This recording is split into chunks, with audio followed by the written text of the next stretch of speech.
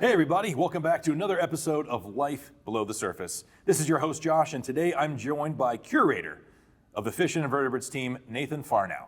Nate, welcome to the podcast, buddy. It's good to be here, Josh.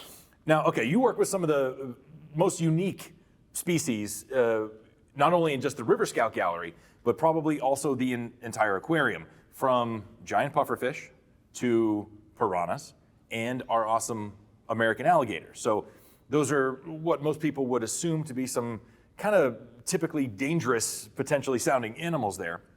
And you actually get to interact with these animals on almost a daily basis, right? That's right. And I think the reputation is a little bit unwarranted. I mean, they are predators. They do kind of own their environments. But when it comes to interacting with on a day-to-day basis with these guys, they're very mellow. They actually, piranhas, for instance, are big chickens. We dive with them on a weekly basis. The second we hit the water, they run away. So not really that much of a threat to us when we're in the water with them. So we're going to take a quick step back here. You just mentioned chickens. Chickens are birds. They are. And you are a huge bird fanatic. I am a bird fanatic. Do you remember that one time I had to put my foot in my mouth when I was on my way to lunch and you were walking through Centennial Park with your binoculars on? Yeah. And I had no idea that you love to actually urban bird watch. Yeah. And I walked up to you and I said, "Oh, hey, Nate, what are you doing, bird watching?" Do you remember what you said?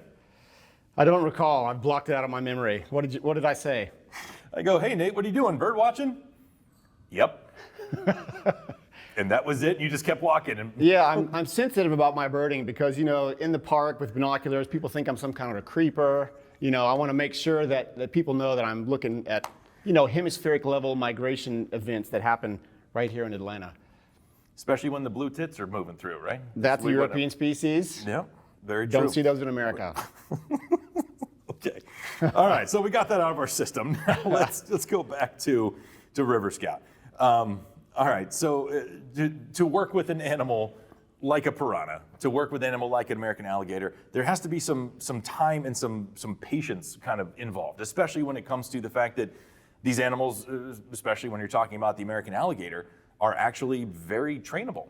Absolutely, yeah. American alligators are really responsive to training, but the one thing that does require patience is the fact that these cold-blooded animals, they don't need nearly as much food or caloric intake per day than a lot of the warm-blooded guys that you yourself have trained, things like sea lions. You know, they're warm-blooded, they use more than 90% of their calories to just keep their bodies at a specific temperature, just like we do. Very fast metabolisms, yeah. Yeah, they need a lot more food per day, which means you have a lot more opportunity to reinforce certain behaviors. So you could probably get a whole lot more done with a sea lion than you could in the same amount of time with an alligator. But what are some of the things that you and your team have been able to actually train? I've got a chance to watch a couple sessions, and it's pretty impressive. Yeah, our training priorities focus on making sure that animals have their own spaces during feeds, because, you know, like the friendly fire concept can occur if animals are snapping at the same food items. And our alligators are special because we have a group of albinos, which are super interesting, super rare. And one of the things that comes with their albinism is poor eyesight. So we need to manage them such that they don't absolutely nip their buddies when they're feeding. So we've trained them to come to specific feeding stations.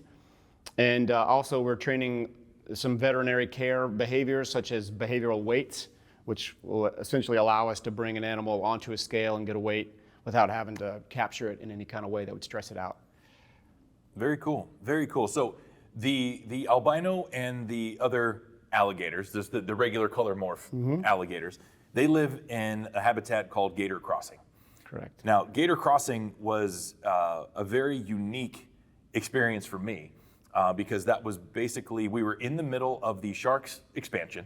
Right. And then the powers that be said, "Hey, let's open up an alligator exhibit sometime in the middle of the massive, you know, $100 million shark expansion." Right. Why not? Yeah, why not? Of course, like you do. We had a month and a half to basically convert, I believe it was alligator gar, right? Is that who was in the glass bottom habitat before? Yeah, a lot of different native North American river fishes like alligator gars and carp and bass and fish like that. Right. So yeah, we converted the alligator gar exhibit into Gator crossing, and that was a pretty amazing experience, just given the timetable, number one, but also converting something so it was not only a great habitat for your animals, but also giving you that opportunity to be able to have dynamic training sessions and care of these animals too. Absolutely, yeah. We expanded their universe a whole lot. This new habitat was expansive, big, diverse, multi-levels, and really provides an excellent habitat for the animals and a great context for us to train these behaviors. So it's been a win-win for everybody. And for the longest time too, we had the albino alligators were kind of hanging out in more of the swampy zone, and then the smaller normal colored animals were in the gator shack, where we actually took a John boat from Bass Pro Shops, Right. made it water sealed, added a life support and filtration system, and converted it into one of the most unique, I think, aquatic little habitats I think I've ever seen. Yeah, the narrative in that space, which you know very well since you were instrumental in designing it, is sort of like the life after people. This is a flooded out bayou shack that is leaking from its roof. It's filled up this old John boat with water, and there are alligators living in there. So it's a pretty cool image, kind of puts you really in that environment down in the coastal plain in places like Louisiana, South Alabama, where alligators run amok.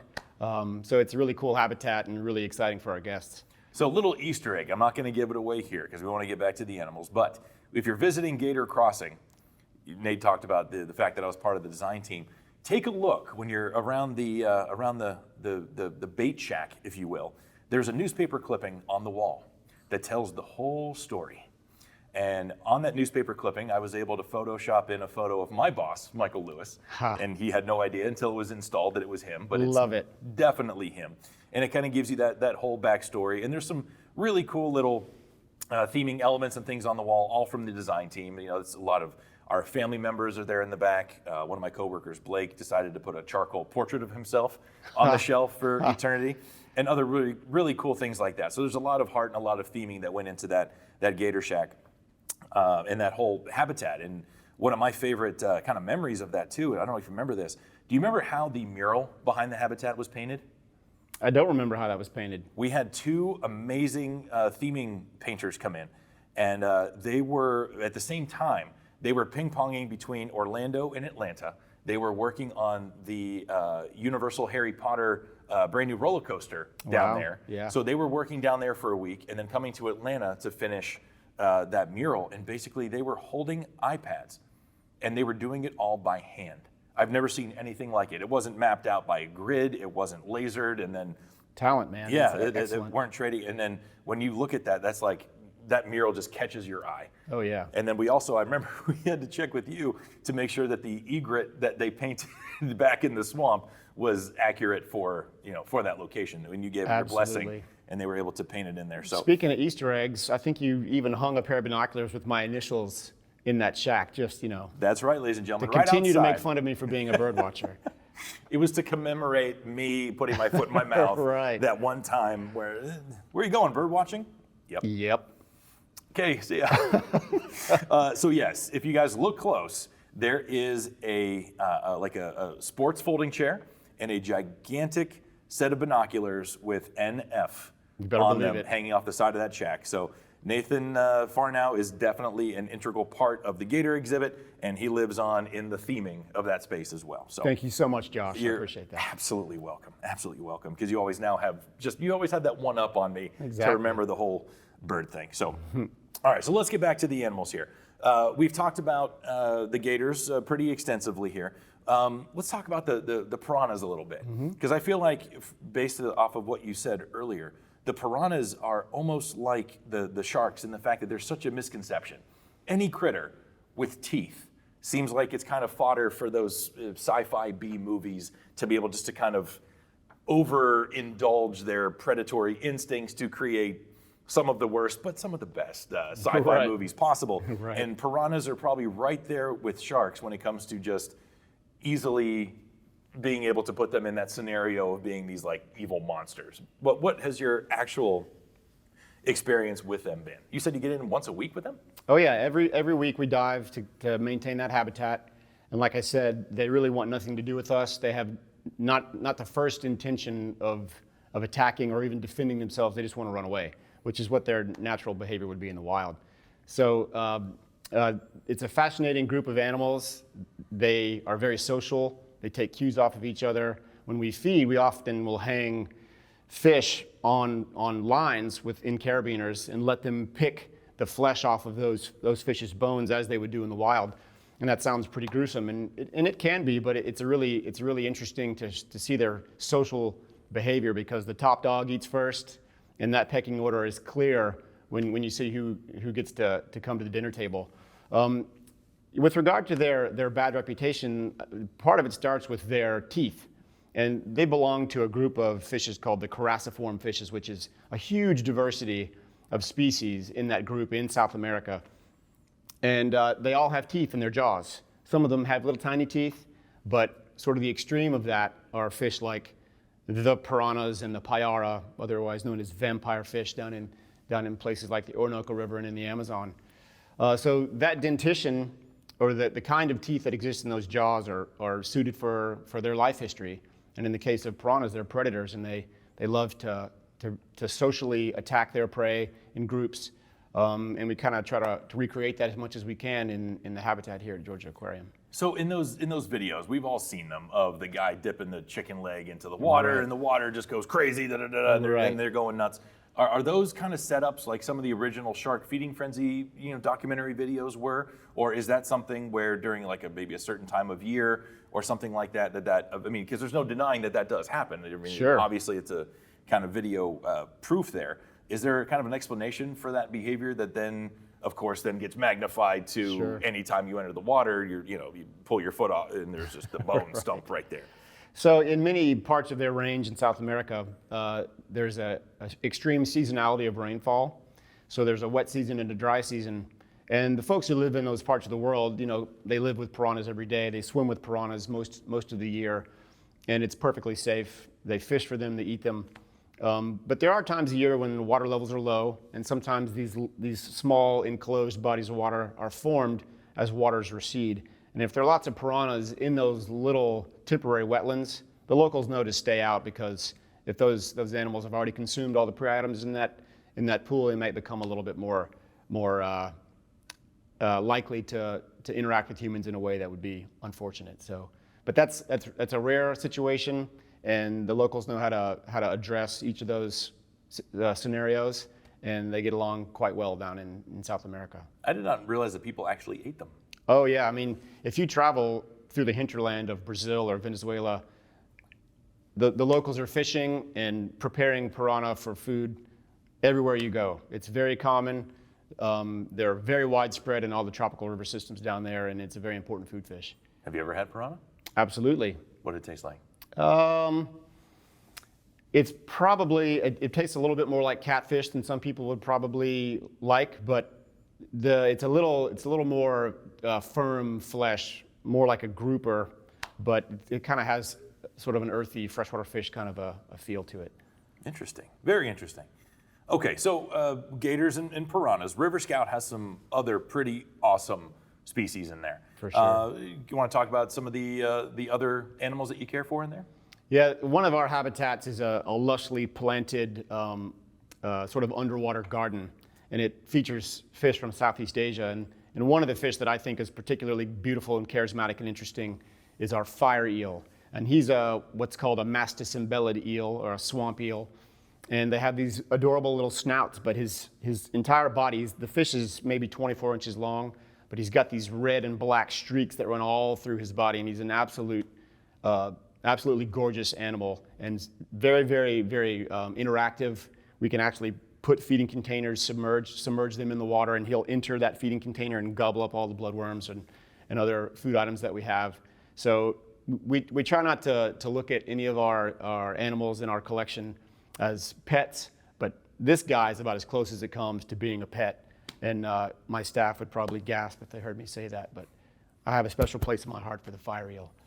It's interesting you say that, and you didn't do that on purpose, I don't think, but you're going to segue into probably one of the most famous fish that I can possibly think of, thanks to the TV show The Aquarium. Oh yeah. I think you know who I'm about to talk about. He is a beautiful pufferfish Absolutely. named Tony. Yes, Anthony Davis is his namesake. I'm a Kentucky Wildcats fan, so we're very proud of our national champion, Anthony Davis, who has the monobrow as his signature look. And if you look at Tony in our Lake Tanganyika habitat, he's got a beautiful monobrow right across the top of his forehead. So yeah, Anthony Davis is an excellent, also very charismatic animal. He has grown from probably 3 inches long when we first got him as a baby, and now he's almost 3 feet long. He's a massive, massive pufferfish, the largest species of pufferfish in the world, endemic to sub-Saharan Africa. He's also done a lot of time with training programs, and we can train him to come to feeding targets and train him to come into containers if we need to handle him for annual physicals. So he's a really remarkable animal that we've had for many years. That's a very interesting point. And it is something you mentioned earlier. You know, my animal training experience comes from more the mammalian side: dolphins, Sure. sea lions, otters, walruses. You know, some birds and smaller mammals, things like that in there. But when people think of fish, they don't think of them as having the cognitive abilities to be able to respond to any type of conditioning. And I think that might have been what made Tony so endearing to so many people. I think that's why it's important that we bring him up here. How does one even begin to start training a African pufferfish? Yeah, it's pretty remarkable, but really the currency of all motivation is survival, right? And these animals have survived for the millions of years that they've been on this planet by being really, really good at taking advantage of resources. So even though we may not perceive them to be as intelligent as some of the higher taxa, these animals know when and where to find food. So if you can link certain behaviors with that opportunity to eat, it's amazing how quickly they pick up on it, because survival depends on it in the wild. And Tony's been a pretty good pupil so far, it sounds absolutely, yeah. I mean, he comes right to the surface whenever we feed, and he's ready to do all sorts of really interesting behaviors. They love to eat mollusks and hard-shelled things in the wild, so we like to feed them snails and crayfish and things like that. So it's pretty fun. Very cool. So you've mentioned a lot of training so far. With the alligators and even with the fire eel and now Tony. Is there any other type of training that some of the species get that are in the river scout habitat? Those are some of the most specific training examples that we have, but the possibility is really endless. Like we have archerfish in our FW1 habitat, which have this remarkable ability to fire water out of their mouths 6 to 10 feet above the surface of the water to shoot insects off of branches, for instance, in mangrove forests. And I think the training potential for species like that is through the roof, and we've yet to scratch the surface. Very cool. And honestly, Nate, from talking to you and even from the conversations we've had that's not part of a podcast, it's very obvious that you're very passionate about these animals. You know your stuff. You can recount scientific Latin names better than the Latin gentleman that came up with them 200 years ago. Right. So where did you get your start? What got you into this? And I'm pretty sure you've basically climbed the ladder here. You started at a lower level aquarist and are now a curator. That's quite a bit of distance to travel. Let's get into that a little bit. Yeah, so I mean, when I was a kid, I was lucky to have a father who taught biology in high school for many years before he went on to doing more administrative work, principals and superintendents and things like that. But we were always identifying every tree in the yard, every bird that came to the feeder, every salamander or newt that we found. It was important to know what they were. So from a very young age, my dad especially connected me and my brothers to nature in a way that really fostered a keen interest and a passion to learn more every day. And that led me to setting up dozens of fish tanks in my parents' house. They were very patient with me as I filled every room with water in different ways, shapes, and forms. And they invested in some internship and experiential opportunities when I was in high school. I got to spend some time on a brigantine sailing vessel off the coast of Maine, which was also a formative experience, and really took that love of nature and especially the aquatic sciences into college. And as many of us do, I didn't really know how I wanted to apply marine science or aquatic sciences, which was my degree in college. So many different opportunities exist for applying a degree like that in a professional way. And after doing some field research on birds, yes, birds again popping up in my CV, but then eventually, my first love, which was fish, kind of came back around, and I found a really great home in the public aquarium industry. And I'm really, really fortunate to have had the opportunity to join this Georgia Aquarium team back in 2005, and I've been here ever since. 2005. Correct. I did not realize you'd been here that long. That's Yeah. awesome. I helped bring all the animals into the building. There was only a few species already in some of our habitats when I started in June of that year, and by November we'd filled the whole place up. That's insane. I don't know if you remember this or not. The first time that I met you was, I think, almost 6 or 7 years ago now. Yeah. We were at another facility down in Florida. Yes. And you had come down from Atlanta because Tank, the sea turtle, Yes. that everyone knows and loves from Ocean Voyager, was in a rehab habitat down at a oceanarium called Marineland. Mm-hmm. And I remember you showed up, and I was there to help. Being a big guy, I could help lift up the turtle. Absolutely. And I remember it was like, "This is Nate, super smart guy," that kind of deal. And I was like, "Hey man, I'm Josh, nice to meet you." And you're like, "Hey, nice to meet you too." And I'm like, "So he's going up to Atlanta, huh?" He's like, "Yeah, he's a big guy. We got to get a big sling." And I don't remember the Latin name you did. It was, Leonardo Michelangelo, Ninja Turtlensis or something. And I made that up. I have no idea. But I'm just like, No, I think that was exactly oh, it. is that it? Yeah. Okay, good. I was like, hey, this guy knows his stuff there. But yeah, it was kind of cool. Every time I see Tank here, I'm like, I remember that day. Yeah, I remember it like it was yesterday. 97 degrees at 8 a.m. on the beach in Florida, Oh, lifting how much does Tank weigh? 400 plus pounds at that point, yeah. With 5 a or lull, 6 people, I think yeah. It's a massive lull machine that we had to use Just to get them up out of the pool. water. Yeah, crazy times there. And now it's just, every time I see Tank, I'm like, I remember that. That was a crazy, crazy morning there. So with all the stuff you've been involved with all the things you've done from 2005, has a majority of your work been here on site, or have you had the opportunity to actually venture out and do a really cool thing that Georgia Aquarium does, and that's influence things around the world, being able to do our research and conservation programs or rescue programs. Have you been a part of any of those? Sure, yeah. I've gotten a lot of great opportunities to travel with the aquarium, not only to enhance our animal collection, but also to collaborate with other researchers. We have a long-standing relationship with the Coral Restoration Foundation in South Florida.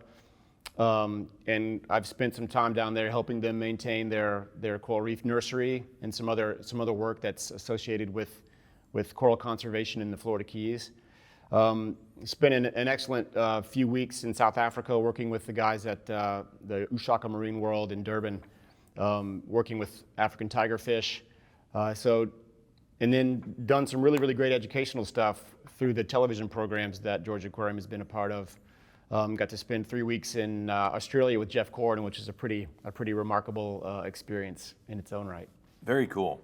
So with all of those things you just kind of mentioned there, I'm going to kind of put you on the spot here and ask you this one. Of your entire time, 2005 here to our recording time, which is August of 2022, what's some of the coolest experiences that you can possibly think of over that time? Wow. One of the craziest things where I kind of thought to myself as we were doing it, like, what am I doing here? How did I find myself in this spot? I went with the aquarium team and the team from Jeff Corwin's Ocean Mysteries television show to far north Queensland in Australia, in the Gulf of Carpentaria, off of a very strange little town called Weipa in northern Queensland. And the goal of that particular trip was to do a piece on sea snakes, some of the most venomous species of snakes in the entire world. So I find myself on the deck of a boat, 10 p.m. at night, raining, with a big hoop net in my hands. And I've been told by Jeff Corwin, hey buddy, we're gonna shine a flashlight. When you see those glowing eyes, you're gonna scoop that sea snake out of the ocean and throw it on deck. And I paused and I said, okay, that sounds simple enough. So off we go into the night, saltwater crocodile infested waters, sea snakes coming to the surface as they do at night to feed. And here we go, throwing multiple individuals of multiple different species of sea snakes onto the deck of this very small boat. And there, Jeff Corwin and Brian Fry, a researcher on snake venom and other types of venom, who lives and works in Australia, were grabbing those sea snakes off the deck of that boat and trying to milk them for venom and show folks throughout the entire world that were viewers of that program exactly how fascinating these creatures can be. I can imagine that that's probably at the top of your list there. That just Yeah, sounds it was a crazy experience. Just hearing you tell that story, I'm kind of putting myself, and I'm sure the listeners are as well, in your shoes there. That's I guess unless you were there, it's a really hard thing to imagine, but it just seems like that'd be one of those moments of like, what is this? Sure, and you walk down the beach at places like that, and all the signs say, "Do not go anywhere near this water." Lots of crocodiles, box jellies, sea snakes. The Australian Sea up there is, or the Gulf of Carpentaria specifically, not a good place for a beach weekend. Wow. All right, so let's bring it back to Atlanta now. All right. What's been one of your favorite experiences here on site? With the team, with a certain animal. What's something that just kind of sticks out from, something that going through your day to day, which obviously, and I think folks are aware of this. We are here every single day, so we do kind of have a day to day kind of thing. But what's one or a couple things that just kind of like, okay, this is something special. This is a moment. Well, it's pretty crazy that I have moments like that all the time. It's this particular line of work fits my personality. I don't sit behind a desk all day long. We get to use our hands and our brains to apply science and art toward the goal of educating the public, which is really why I do this for a living. We run around, we get 15,000 plus steps a day. We're constantly underwater diving, working directly with animals, making really, really beautiful and compelling habitats for our guests. And I could name 15 different things that have happened in my career, especially here, that were pretty remarkable experiences. Just the fact that we get to create so many new habitats, we get to be creative and build habitats that are specifically designed for the species that we're displaying. I really love working with, as I mentioned before, some of these underwater gardens. The culture and display of live aquarium plants creates habitats that really feel immersive and real and are really, really great for the animals that live inside of them. So just the day-to-day tending of those planted systems is one of the most gratifying things that happen here, and really working with a group of people that shares the passion that I have for the natural world has made every day a memorable experience.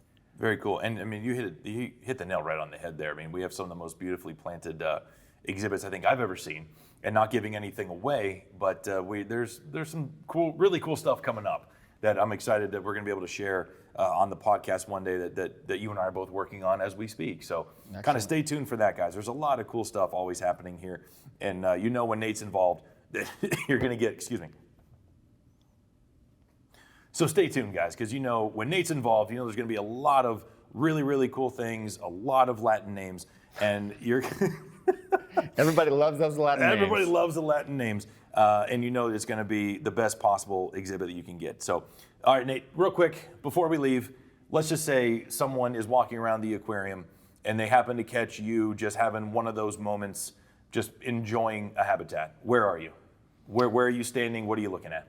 I'm probably standing in front of that habitat that we call FW4 with the fire eel and the lushly planted environment, and watching him stick his nose out of his little lair and looking right at home.